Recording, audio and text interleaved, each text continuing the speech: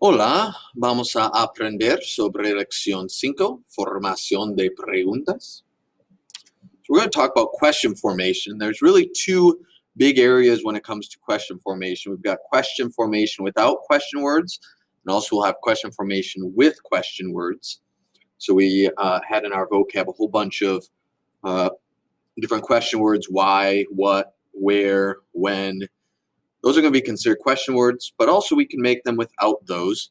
And that's what we're going to look at first here, and it's a little bit more complicated than with question words. So the most common way to ask a question in Spanish is to simply invert the subject and the verb. So, do you want to answer? ¿Quieres contestar tú? You'll see there you've got the, in English, part of our verb, do, is before our subject, you. So inverted, also another way to think of inverted is reversed. So we've got part of our verb in front of our subject. And two, also in Spanish, we've got our verb quieres contestar. That's do you want? And then, quieres is the verb to want, conjugated. We don't know it yet, but that's what that is. And then contestar, to answer. Our subject do is after that verb. Does he walk to the library? Again, you'll see in English, part of the verb is in front of our subject he. Likewise in Spanish, our subject él is after our verb camina. So in English, often it's not a full inversion, it's a partial inversion. Only part of the verb is in front of the subject, and also they kind of add a word in there. In Spanish, it's always going to be a full inversion. The subject is behind the verb. Another example is Hernán fat. Es Hernán gordo? Subject Hernán is after the verb es. Another way you can make a question is by adding a question marks to a statement. This isn't as common. It is really the only way to tell in written is that it's got question marks around it. Other than that, it looks like a statement. In spoken, it's going to have a change in inflection. We have this in English too. They talk on the phone, right? Something like that. In Spanish, ellos hablan por el teléfono. And you'll see there the subject verb are not inverted. They're in the normal order. It's just got question marks around it. The third, you can add a question tag to a statement.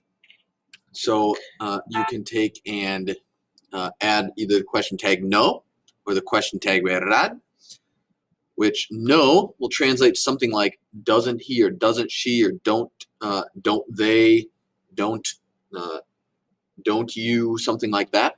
So ella desayuna a las 6. No, she eats breakfast at 6, doesn't she? So desayuna is a conjugation of verb desayunar, to have or to eat breakfast. It's not one you know, but that's what that is. And you'll see that first bit is just a statement. Ella desayuna a las 6.